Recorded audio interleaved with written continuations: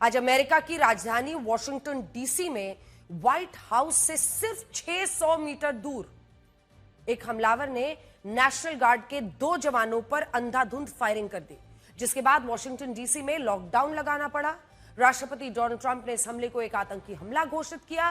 पहले आप इन तस्वीरों को देखिए। अमेरिका जैसे ताकतवर देश में व्हाइट हाउस से यानी राष्ट्रपति के घर से सिर्फ 600 मीटर की दूरी पर यह घटना घटी है। मैं आपको बड़ी स्क्रीन पर दिखाना चाहती हूं क्योंकि इस पूरी घटना को कई संदर्भों में अब जब देखा जा रहा है तो हमलावर व्हाइट हाउस के कितना नजदीक था यह आपको समझ में आएगा। अगर आप इस नक्शे को देखेंगे, अमेरिका में व्हाइट हाउस के पास जो ये फायरिंग की घटना हुई है, तो यहां पर आ जाइए। गोलीबारी वाली जगह ये है और व्हाइट हाउस देखिए 600 मीटर की दूरी। एक बार फिर से थोड़ा जूम इन करके दिखाइए। ये है वो जगह 600 मीटर की दूरी बीच में, ये है वो जगह जहां पर ये फायरिंग गोलीबारी की घटना घटी है 17th स्ट्रीट पर।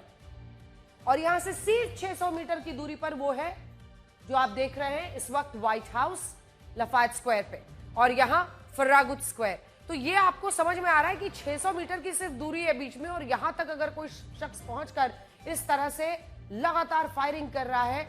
ये आइजनहावर बिल्डिंग उधर है और इधर ट्रेजरी बिल्डिंग है। सब हमने आपको लोकेशन पर, अगर आप पूरे नक्शे को देखेंगे तो आपको समझ में आ जाएगा। सबसे शक्तिशाली सेना इसी अमेरिका के पास है। अमेरिका कहता है कि उसके पास पूरी दुनिया में सबसे शक्तिशाली सेना है।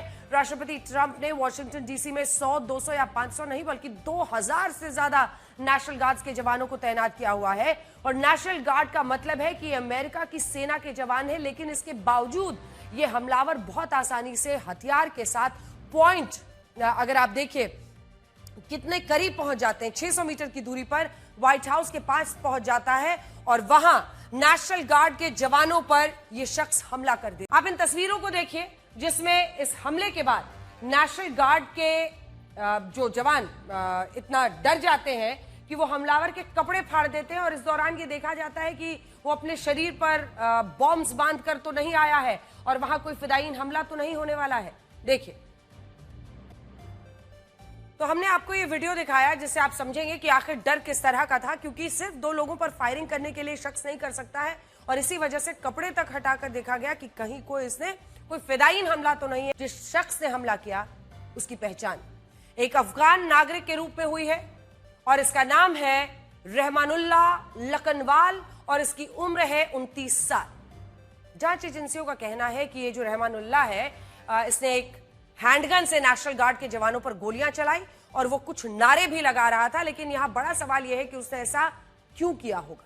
जब 9/11 हमले के बाद अमेरिका की सेना अफगानिस्तान में आई, तब यह शख्स 16 साल की उम्र में ही CIA का एजेंट बन गया था। पूरी कहानी देखिए इसकी कितनी इंटरेस्टिंग है, तब आपको समझ में आएगा कि आखिर इस शख्स के बारे में जानना क्यों जरूरी है इसके दिमाग में झांकने से पहले। क्योंकि जब 9/11 का ये जो आप तस्वीरें देख रहे हैं, ट्विन ट्रेड टावर्स पर जब इस तरह का हमला अमेरिका में हुआ था, उसके बाद अमेरिका की सेना अफगानिस्तान में आई क्योंकि ओसामा बिन लादेन को उन दिनों ढूंढा जा रहा था। और यह शख्स 16 साल की उम्र में CIA का एजेंट बन गया था। इससे साल 2011 से साल 2021 के बीच पूरे 10 साल तक तालिबान के खिलाफ अमेरिका की तरफ से जंग लड़ी, तालिबान के खिलाफ। और यह अमेरिका के प्रति इतना वफादार था कि साल 2021 में जब अफगानिस्तान में तालिबान का शासन आया, तब अमेरिका ने खुद इस हमलावर को अपने देश में शरण दी थी और साल 2021 में यह अपने परिवार के साथ अमेरिका में तब से ही रह रहा था। आप साल 2021 की इन तस्वीरों को देखिए, जब तालिबान के खिलाफ अमेरिका की मदद करने वाले हजारों लोग, अगर आपको याद होगा कैसे उनको विमानों में भर भर कर लाया जा रहा था। ये लोग काबुल से इस तरह अपनी जान जोखिम में डालकर भागे थे और अमेरिका ने खुद इन लोगों को अपने देश में शरण दी थी। बाकायदा अलग अलग जगहों पर अमेरिका में बड़े बड़े कैंप्स बनाए गए थे क्योंकि इन लोगों ने अफगानिस्तान में तालिबान के खिलाफ अमेरिका की मदद की थी और उनकी जान वहां पर जोखिम में थी। तालिबान के वापस आने के बाद विमानों में लटक कर अलग अलग तरीकों से चढ़ कर ये लोग भागे थे अमेरिका अपनी जान बचाने के लिए। और बाकायदा अमेरिका ने कई जगह जो सबर्बन इलाके हैं वहां पर कैंप्स बनाए थे जहां पर इन अफगानियों को रखा जा रहा था। देखिए, हमने आपको ये तस्वीरें उस वक्त की दिखाई जब वापस तालिबान का कब्जा अफगानिस्तान पर हो गया था और ऐसे वक्त में जिन लोगों ने अमेरिका की मदद की थी उनको वहां पर अमेरिका के जासूस, उनके एजेंट के तौर पर देखा जा रहा था। इतनी तादाद में अफगानी काबुल छोड़कर विमानों में भागे। हमें तो ये लगता है कि इस आतंकी हमले के पीछे कोई और कहानी है जिसमें पाकिस्तान की भी भूमिका हो सकती है। अब आपको बड़ी स्क्रीन पर यह भी समझाना चाहते हैं क्योंकि इससे आपको समझ में आएगा कि क्या वाकई पाकिस्तान का इसमें हाथ हो सकता है। इस नक्शे पर आप 3 देशों को देखिए। ये जो नक्शा हम आपको दिखा रहे हैं ये तो तस्वीरें हो गई जब विमान से 2021 में। इस नक्शे पर आप 3 तस्वीरों को देखिए और समझिए कि अमेरिका और पाकिस्तान की जो दोस्ती आजकल चल रही है, समंदरा पार जो दोस्ती चल रही है वो पाकिस्तान और अमेरिका की। आप देख ही रहे हैं मुनीर को लेकर आजकल डोनाल्ड ट्रंप का दिल कैसे मचल रहा है। और इधर अमेरिका और अफगानिस्तान, पाकिस्तान अमेरिका का अफगानिस्तान से संघर्ष। अब इसको समझिए, इस नक्शे पर जिन 3 देशों को आप देख रहे हैं कि अमेरिका, दूसरा पाकिस्तान, तीसरा अफगानिस्तान। अब इनमें अमेरिका और पाकिस्तान के रिश्ते तो इस वक्त मजबूत है। इन दोनों देशों का अफगानिस्तान से जबरदस्त संघर्ष चल रहा है।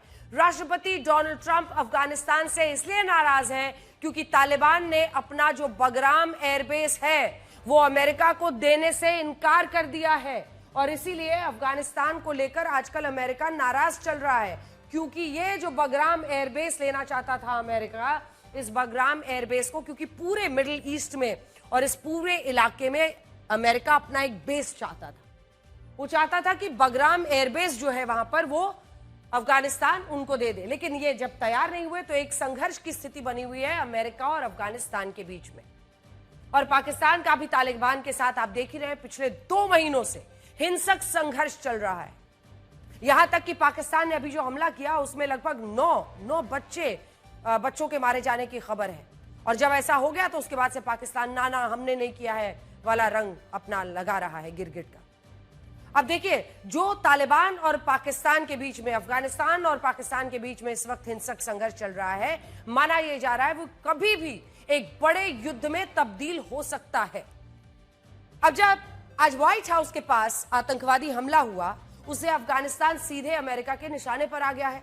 अमेरिका ने अनिश्चित काल के लिए अफगान नागरिकों के अमेरिकी वीजा पर रोक लगा दी है और यह भी कहा है कि 2021 में ऑपरेशन एलाइज वेलकम के तहत जिन 2 लाख अफगान नागरिकों की अमेरिका में शरण दी गई थी उन सब की जांच की जाएगी। आपने देखा कैसे एक हमले से पूरी बाजी पलट चुकी है अफगानिस्तान के लिए। अब इन सारी घटनाओं से अफगानिस्तान पर अमेरिका का दबाव बढ़ गया। इसके बाद अफगानिस्तान की तालिबान सरकार ने पाकिस्तान पर एक सनसनीखेज आरोप लगाया जो दुनिया की राजनीति में एक नई हलचल पैदा कर सकता है। तालिबान सरकार के प्रवक्ता जबीहुल्लाह मुजाहिद का आरोप है कि जिस अफगान नागरिक ने व्हाइट हाउस के पास गोलीबारी की वो शख्स पाकिस्तान की खुफिया एजेंसी आईएसआई का एजेंट है। आईएसआई ने इस हमलावर को साल 2021 में ट्रेनिंग दी थी और इसके बाद इसे इस्लामाबाद के रास्ते अमेरिका में भेजा गया था। अब अगर ये आरोप सही निकलते हैं तो इसका मतलब यह होगा कि पाकिस्तान ने तालिबान के साथ अपने युद्ध को टालने के लिए व्हाइट हाउस के पास यह हमला कराया और इसके पीछे पाकिस्तान के सेना प्रमुख जनरल असीम मुनीर की यह सोच होगी कि जब हमलावर की पहचान एक अफगान नागरिक के रूप में होगी तो अमेरिका का दबाव तालिबान की सरकार पर आएगा, अफगानिस्तान पर आएगा और ऐसी स्थिति में तालिबान के लिए पाकिस्तान के साथ संघर्ष कर पाना मुश्किल हो जाएगा। सोचिए, यह पाकिस्तान कितने बड़े बड़े खेल खेलता है और इस बार तो लगता है कि जनरल असीम मुनीर ने राष्ट्रपति ट्रंप के साथ ही बड़ा खेला कर दिया है और तालिबान की सरकार इसे अपने खिलाफ एक बड़ी साजिश बता रही है। अमेरिका दूसरे देशों में हुए आतंकी हमलों को लेकर ज्यादा संजीदा नहीं था। यही हाल पाकिस्तान का है। पिछले कुछ महीनों में टीटीपी और बलोच लिबरेशन आर्मी ने पाकिस्तान में आतंकी हमले किए तो पाकिस्तान को यह लग रहा है कि आतंकवाद एक बड़ी समस्या है, जबकि वैसे पाकिस्तान पूरे साल भारत के खिलाफ आतंकी हमलों की साजिश रचने में जुटा रहता है। इसी तरह ब्राजील में 24 नवंबर को आतंकी हमला हुआ। माली देश में 17 सितंबर को अलकायदा का हमला हुआ। नाइजीरिया में भी इसी महीने 19 तारीख को, ये हम आपको दिखा रहे हैं पहलगांव जम्मू कश्मीर का। एक बार फिर से शुरू से दिखाते हैं। न्यू ऑर्लिन्स आप देखिए 1 जनवरी को वहां पर हमला हुआ था। सबसे पहले शुरू में देखिए जब ये हमला वाशिंगटन डीसी में 2025 में 26 नवंबर को जो आज हुआ है और आज 2 लोग घायल हुए हैं। लेकिन इससे पहले कितनी संजीदगी से आप लेते हैं। लाल किले के पास दिल्ली में 10 नवंबर 2025 को 13 मौतें उसमें हुई। हम लोगों ने वो खबर आपको दिखाई। इधर देखिए क्वारा राज्य में नाइजीरिया, जहां पर 19 नवंबर 2025 को 3 मौतें ऐसे ही आतंकी हमलों से दहली दुनिया। क्वेटा पाकिस्तान, जहां पर 30 सितंबर 2025 को 10 मौतें होती हैं। सवाल है कि अपने देश में हो तब तो बड़ी समस्या, पूरे विश्व की समस्या होनी चाहिए। दूसरे देश में हो तो आंख पर पट्टी। इजराइल में 8 दिसंबर 2025 को 6 मौतें हुई थी। कितनों ने बोला उस पर। इसी के साथ 22 अप्रैल को 2025 में देखिए आप, जब 26 मौतें हुई थी पहलगाम में, जहां पर धर्म देखकर, धर्म पूछकर लोगों को मारा गया था, 25 लोगों को। और ये न्यू ऑर्लिन्स अमेरिका की हम आपको दिखा रहे हैं, जहां 1 जनवरी 2025 को 14 मौतें हुई थी। और ये तो कुछ महीनों की हम बात कर रहे हैं। मतलब अगर अपने देश में हो तो गहरी चिंता लोग जताते हैं। आतंकवाद से बड़ी कोई समस्या ही नहीं होती। आपने डोनाल्ड ट्रंप को सुना, यहां तक कि एक अफगानी की जांच की बात कर रहे हैं। इससे पहले देखिए 22 मार्च को जब 2024 में 145 मौतें हो गई थी मॉस्को में, रशिया में। अब सवाल तो यही है ना कि जब दूसरे के देश में हो तो आंख पे पट्टी, जब अपने देश में हो तो पूरे विश्व की सबसे बड़ी समस्या वो बन जाती है। ये तो इनका वो स्टैंड है। बमाको माली में देखिए, जब 17 सितंबर 2024 को 77 मौतें हुई थी इसी आतंकवाद की वजह से। अब सवाल तो यही है कि आप इसी महीने की 19 तारीख को बोको हराम ने एक चर्च पर हमला किया और इन सभी हमलों के बाद इन देशों ने आतंकवाद को लेकर गहरी चिंता जताई। लेकिन इससे पहले जब यही हमले भारत जैसे देशों में होते हैं तब कोई इसकी बात नहीं करता। और इसका कारण यह है कि ये दुनिया आतंकवाद को लेकर काफी बटी हुई है। ये आतंकवाद के खिलाफ खुद को एकजुट तो बताती है, लेकिन हकीकत में इसी आतंकवाद को अच्छे और बुरे आतंकवाद में बांट दिया जाता है। आइए आपको दिखाते हैं। आज अमेरिका के व्हाइट हाउस के पास हमला हुआ है तो अमेरिका चाहता है कि पूरी दुनिया इसकी निंदा करे, पूरी दुनिया इसको लेकर सतर्क हो जाए, पूरी दुनिया में हड़कंप मच जाए, दुनिया हिल जाए कि भाई अमेरिका में व्हाइट हाउस से 600 मीटर दूर एक इस तरह की फायरिंग हुई है। लेकिन इसी महीने की 10 तारीख को जब दिल्ली में लाल किले के पास पाकिस्तान के जैश ए मोहम्मद ने आतंकी हमला कराया, तब अमेरिका ने इसके लिए पाकिस्तान से सवाल तक नहीं पूछा और इसे भारत का एक मामला मानकर इस आतंकी हमले को आसानी से नजरअंदाज कर दिया। लेकिन भारत की अच्छी बात यह है कि हम दुनिया में कहीं भी होने वाले आतंकी हमले का तुरंत विरोध करते हैं और आज व्हाइट हाउस के पास हुए आतंकी हमले की भी हमने निंदा की। सुनिए, एक ऐसे रैपिडो ड्राइवर के बारे में बताते हैं जिसके बैंक खाते में 1-2 नहीं 331 करोड़ रुपए जमा हुए हैं। आप भी जीरो गिन रहे होंगे। इन पैसों का इस्तेमाल उदयपुर की एक डेस्टिनेशन वेडिंग में हुआ। ये पैसा कहां खर्च? उदयपुर में एक डेस्टिनेशन वेडिंग में। ये खबर हम आपको 2 वजहों से दिखा रहे हैं। पहली वजह है आपको सावधान करना, क्योंकि एक मामूली गलती की वजह से आपका बैंक खाता भी गैर कानूनी लेन देन में इस्तेमाल हो सकता है। दूसरा, ये खबर हमको आपको इसलिए भी देखनी चाहिए क्योंकि इससे ये पता चलता है कि हमारे देश में अब बेईमानी का स्तर कहां तक पहुंच चुका है और लोगों को अब बेईमानी का शॉर्टकट बुरा नहीं लगता। सोचिए, एक जमाने में ईमानदारी को भारत के लोगों की सबसे बड़ी पूंजी माना जाता था और ये कहा जाता था कि कोई बेईमानी करे तो सबसे बड़ा पाप है। लेकिन आज की तारीख में ऐसा लगता है कि ये सारी बातें पुरानी है, बेबुनियाद हो चुकी है। सबसे पहले आप इन 2 तस्वीरों को देखिए, जिनमें एक तस्वीर नवंबर 2024 की है, जब उदयपुर के ताज होटल में, ताज अरावली रिजॉर्ट में एक डेस्टिनेशन वेडिंग हुई थी और इसमें करोड़ों रुपए खर्च हुए थे। और दूसरी तस्वीर उस रैपिडो ड्राइवर के घर की है जिसके बैंक खातों से ये सारा पैसा इस शादी के लिए भेजा गया। अब ईडी ने इस मामले में बड़ा खुलासा किया है। ईडी ने बताया कि उसकी टीम सट्टेबाजी से जुड़े एक मामले की जांच कर रही थी। मामला सट्टेबाजी का था और इसी जांच में उसकी नजर एक ऐसे बैंक खाते पर पड़ी जिसमें 19 अगस्त 2024 से 14 अप्रैल 2025 के बीच 331 करोड़ 36 लाख रुपए जमा हुए थे। अब पुलिस ने इस बैंक खाते की जांच शुरू की तो यह पता चला कि यह बैंक खाता एक गरीब रैपिडो ड्राइवर का है, जिसकी आमदनी कितनी होगी आप अंदाजा लगा ही सकते हैं। उसके घर की आर्थिक हालत बहुत खराब है, लेकिन उसके खाते में न सिर्फ करोड़ों रुपए आए बल्कि इसका इस्तेमाल उदयपुर में एक जबरदस्त शादी के लिए बेहतरीन डेस्टिनेशन वेडिंग पर भी हुआ है। इस खुलासे से पुलिस ने उस मनी ट्रेल का पता लगाया जिसके तार एक बेटिंग ऐप से जुड़ते हैं और इस बेटिंग ऐप का नाम है 1xBet। इस ऐप के जरिए कुछ लोगों ने 331 करोड़ रुपए का गैर कानूनी लेन देन किया। और इस लेन देन के लिए एक रैपिडो ड्राइवर के बैंक खाते का इस्तेमाल हुआ। और बड़ी बात यह है कि इस रैपिडो ड्राइवर को इसके बारे में कोई जानकारी ही नहीं थी। उसके अकाउंट को म्यूल अकाउंट की तरह इस्तेमाल किया गया, जिसका मतलब होता है एक ऐसा बैंक खाता जिसे अपराधी गैर कानूनी लेन देन के लिए उधार पर इस्तेमाल करते हैं। इस ड्राइवर का दावा है कि उसको इस बारे में कुछ नहीं पता है। उदाहरण के लिए बहुत सारे अपराधी मजदूर, किसान, ड्राइवर, डिलीवरी बॉय जैसे आम और गरीब लोगों को अपना निशाना बनाते हैं और उनसे ये कहते हैं कि अगर वो अपना बैंक खाता उन्हें इस्तेमाल करने की इजाजत देंगे तो उन्हें इसके बदले में कुछ पैसा दिया जाए। इस तरह कुछ लोग इनके झांसे में आ जाते हैं, वो अपना बैंक खाता एक म्यूल अकाउंट की तरह इस्तेमाल होने देते हैं। हालांकि कुछ मामलों में ऐसा भी होता है जिनमें बिना जानकारी के गरीब लोगों के बैंक खातों को इस्तेमाल किया जा सकता है और इसके जरिए करोड़ों रुपए इधर से उधर किए जाते हैं। सोचने वाली बात यह है कि भारत सरकार ने गरीब और आम लोगों को सशक्त करने के लिए उनके बैंक खाते खुलवाए। जनधन योजना के तहत करोड़ों लोगों को भारत की अर्थव्यवस्था से सीधे जोड़ा गया। लेकिन अब बड़े बड़े अपराधी इन्हीं बैंक खातों का इस्तेमाल अपनी बेईमानी के लिए कर रहे हैं और इससे यह पता चलता है कि हमारे देश में कैसे अच्छी चीजों का भी दुरुपयोग शुरू हो जाता है और कुछ लोग अपनी काली कमाई के लिए गरीबों को भी नहीं छोड़ते। पहला मामला नहीं है ये, जब एक रैपिडो ड्राइवर के खाते में 331 करोड़ रुपए भेजकर उन्हें दूसरे खाते में ट्रांसफर किया गया और फिर वो पैसा सीधा शादी के लिए इस्तेमाल हुआ। इसी महीने ड्रग्स तस्करी के एक मामले में ईडी ने 100 म्यूल अकाउंट्स पर कार्रवाई की थी जिनके जरिए करोड़ों रुपए का लेन देन हुआ था। इसी तरह गुजरात के गांधीनगर में इसी महीने 2 लोगों की गिरफ्तारी हुई जिन्होंने गरीब लोगों के बैंक खातों से 247 करोड़ रुपए का गैर कानूनी लेन देन किया और ये लिस्ट बहुत लंबी है।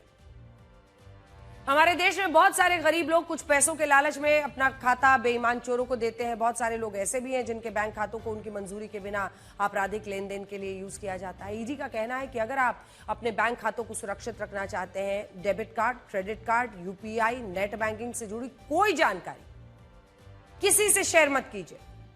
दूसरा, अनजान व्यक्तियों के लिए चेक या वित्तीय दस्तावेजों पर हस्ताक्षर नहीं करना चाहिए। तीसरा, अगर आपको आशंका है कि आपके बैंक खाते का दुरुपयोग हो सकता है, तुरंत अपने बैंक को, स्थानीय पुलिस को इसकी जानकारी दे दीजिए ताकि सब कुछ सीज कर दिया जाए। और चौथा, ऐसे ऑफर से सावधान रहें जिनमें आपकी वित्तीय पहचान के इस्तेमाल के बदले पैसा देने का आपको लालच दिया जाता है, क्योंकि आप बड़ी मुसीबत में फंस सकते हैं। आखिर में हम यही कहना चाहते हैं कि हमारे देश में भ्रष्टाचार, बेईमानी को हर व्यक्ति एक बड़ी समस्या मानता है, लेकिन इसके बावजूद इसी देश में हर दिन नए इस तरीके से धोखाधड़ी के मामले आ रहे हैं, तो सबको अलर्ट रहना चाहिए। आपको याद होगा हाल ही में लाल किले के पास एक फिदायीन हमला हुआ था जिसमें फरीदाबाद के अल-फलाह यूनिवर्सिटी के कई डॉक्टर्स गिरफ्तार हुए थे। लेकिन आपको जानकर हैरानी होगी कि साइबर अपराधियों ने इस मामले को भी अपनी धोखाधड़ी के लिए इस्तेमाल करना शुरू कर दिया है। अब ये साइबर अपराधी पुलिस अधिकारी, एनआईए के अफसर बनकर लोगों को फोन करते हैं, उनसे कहते हैं उनके बैंक खातों, सिम कार्ड, उनकी गाड़ी का इस्तेमाल दिल्ली धमाके में हुआ है। और जब ये सुनकर लोग घबरा जाते हैं तो साइबर अपराधी उन्हें डिजिटल अरेस्ट कर लेते हैं, उनका बैंक खाता खाली करके उन्हें अपना निशाना बनाते हैं। यानी हमारे देश में बेईमानी के नए नए तरीकों का आविष्कार हो रहा है और लोग उसमें फंसते जा रहे हैं। और कई लोग एसआईआर के भी नाम पर इस तरह से धोखाधड़ी का रैकेट चला रहे हैं। तो इन मामलों पर सावधान रहिए। और डिजिटल अरेस्ट जैसी कोई चीज होती ही नहीं है। डिजिटल अरेस्ट जैसी कोई चीज होती ही नहीं है। कोई भी पुलिस महकमा, कोई भी एजेंसी का महकमा डिजिटल अरेस्ट नहीं करता है। तो अगर इस तरह की बात आपको कोई भी कह रहा है तो उससे सावधान। सोशल मीडिया इन्फ्लुएंसर्स की सबसे बड़ी चिंता उनका पहला वायरल वीडियो नहीं होता है, उनकी सबसे बड़ी चिंता उनका दूसरा वायरल वीडियो होता है। दरअसल उन्हें पता नहीं होता कि उनका वीडियो किस कारण से वायरल हुआ, लेकिन जब एक बार कोई वीडियो वायरल हुआ तब उन्हें इस बात की चिंता सताने लगती है कि अन्य वीडियो वायरल क्यों नहीं हो रहे। अब वीडियो को वायरल करने के लिए ये तथाकथित क्रिएटर्स सामाजिक मर्यादाओं को भूल जाते हैं, मूर्खता की सारी सीमाएं पार कर जाते हैं। आपने वो रील जरूर देखी होगी जिसमें मेन कैरेक्टर कहता है 10 रुपए का बिस्कुट कितने का है जी। 8 शब्दों की इस पंक्ति को जो लोग नहीं पहचान पाए हैं, सबसे पहले उनका ये रील देखिए। ये वायरल वीडियो मेरठ के शादाब जकाती का है। इस एक वीडियो ने शादाब भारत ही नहीं दुनिया के कई देशों में प्रसिद्ध हुआ, काफी वायरल हुआ। कई सेलिब्रिटीज उसके इस डायलॉग और डायलॉग डिलीवरी के कायल हुए। उन्होंने शादाब के साथ कोलैब भी किया। लेकिन इसके बाद शादाब ज़काती का कोई अन्य वीडियो वायरल नहीं हो पाया। शायद इसी वजह से शादाब ने एक ऐसा वीडियो बना दिया जिसकी वजह से वो लोगों के गुस्से का शिकार हो रहा है। अपने इस वीडियो में उन्होंने महिलाओं को लेकर अभद्र भाव, भंगिमाएं बनाई, उनके लिए अपमानजनक शब्द, संवाद का इस्तेमाल किया। उन्होंने कॉमेडी रील के नाम पर अभद्र भाषा का इस्तेमाल किया। एक्टर के तौर पर एक नाबालिग बच्ची को भी शामिल कर लिया। इस रील में उन्होंने महिलाओं को भोग की वस्तु की तरह पेश किया। करीब 1 मिनट के इस वीडियो में महिलाओं को लेकर निम्न स्तरीय सोच का प्रदर्शन किया गया। वायरल होने के लिए इस वीडियो में अश्लीलता परोसने की कोशिश हुई और यही नहीं, अपने इस वीडियो में नाबालिग बच्ची का भी एक्टर के तौर पर इस्तेमाल किया। उसी को संबोधित करते हुए उसकी मां के लिए अभद्र बातें कही। सोशल मीडिया पर एक तरफ कुछ लोग हैं जो शादाब के ग्रामीण अंदाज वाले वीडियो पसंद करते हैं, दूसरी तरफ वो हैं जो मानते हैं कि वीडियो को वायरल करने के चक्कर में शादाब जैसे इन्फ्लुएंसर्स नैतिकता की हदें पार करते हैं। हालांकि विवाद बढ़ने के बाद शादाब ने ये वीडियो हटा लिया। बताया कि इस वीडियो में उनके परिवार के ही लोग थे। एक वीडियो मैंने बनाई थी अपनी बच्ची को लेकर, वो खुद मेरी बेटी है, तो बस मैंने उस वीडियो में निकालने का नहीं कोई दिक्कत नहीं, इतना ही बोला है कि आप एक क्यूट हैं, बहुत प्यारी बच्ची हैं या खूबसूरत हैं, तो आपकी माँ भी इतनी खूबसूरत होंगी। तो उस वीडियो में तो मैंने तारीफ की है, मतलब कोई बुराई वाली बात मुझे उसमें नहीं लगी थी। मैंने बहुत सोच समझ के वो वीडियो डाली, लेकिन बाद में मैंने उसे डिलीट कर दिया। अगर जो किसी भी को भी मेरी इस वीडियो से नुकसान हुआ है या उनका दिल दुखा है या परेशानी हुई है तो उसके लिए हम सॉरी बोलते हैं। इस वक्त सोशल मीडिया पर कई इन्फ्लुएंसर्स हैं जो कॉमेडी के नाम पर अश्लील और 2 अर्थों वाले यानी द्विअर्थी संवाद वाले वीडियोस बनाते हैं। सिर्फ यही नहीं, कई क्रिएटर्स तो फैशन के नाम पर कैमरे के सामने कपड़े बदलते हैं। कई ऐसे क्रिएटर्स हैं जिनकी बातों में कोई सेंस नहीं होता, लेकिन वो बहुत कम कपड़ों में वीडियोस बनाते हैं, इसलिए वायरल हो जाते हैं। दुखद यह है कि सरकार सोशल मीडिया पर अश्लीलता परोसने वाले इन्फ्लुएंसर्स के खिलाफ अभी तक नियम नहीं बना पाई है, क्योंकि हमेशा इस बात पर चर्चा होती है कि आखिर इनकी आज़ादी और अगर अभिव्यक्ति की आज़ादी पर चोट होगा तो वो भी गलत है। लेकिन अब ऐसे में किसको जिम्मेदारी निभानी चाहिए? स्थिति है कि कुछ इन्फ्लुएंसर्स ब्यूटी सीक्रेट बताते हैं, मेडिकल, फाइनेंस, कानून, शिक्षा, शेयर बाजार, योग, अधकचरी जानकारी ऐसे देते हैं जैसे वो सबसे बड़े एक्सपर्ट्स हैं। 1 महीने में 4 दिन ये खा लो तो वजन आधा हो जाएगा, ये दवा खा लो तो आपको ये बीमारी कभी नहीं होगी, ये फल खा लो तो आपको जिंदगी भर के लिए आराम हो जाएगा। जिसको जो मन में आ रहा है वो डाल रहा है। कई वीडियोस वायरल हो रहे हैं, लोग गंभीरता से उसे सही इलाज मान रहे हैं। कोई डिग्री, कोई काबिलियत उनके पास है नहीं, लेकिन एकदम प्रो की तरह, एकदम डॉक्टर की तरह बात करते हैं और बहुत सारे लोगों को मिसलीड कर रहे हैं। गंभीर स्थितियों में भी अगर लोग इन लोगों के भरोसे अपना इलाज कर रहे हैं और डॉक्टर के पास नहीं जा रहे हैं तो ये अपने आप में एक एपिडेमिक है। इन लोगों को फॉलो करने वाले इनकी सलाह मानकर अपना नुकसान कर सकते हैं। चाइना ने इसमें एक मिसाल कायम की, जहां पर सोशल मीडिया कंपनीज को कहा कि मेडिकल, फाइनेंस, एजुकेशन, डाइटिशियन, कानून या शेयर बाजार, इससे जुड़े वीडियो बनाने वालों से उनकी डिग्री मांगे। अगर किसी की डिग्री उस सेक्टर से जुड़ी नहीं है जिससे जुड़ी सलाह वो देते हैं, तो ऐसे इन्फ्लुएंसर्स के खिलाफ कानूनी कार्रवाई की जाएगी। जैसे आप डाइटिशियन के तौर पर बता रहे हैं क्या खाना चाहिए, क्या नहीं खाना चाहिए, क्या आपको कौन सी सावधानियां बरतनी है, तो आपको अपना डाइटिशियन होने का कोई डिग्री हो, पढ़ाई हो, वो प्रूफ देनी होगी। चीन का मानना है कि इस नियम से सोशल मीडिया पर गलत भ्रामक जानकारियां नहीं दी जा सकेंगी।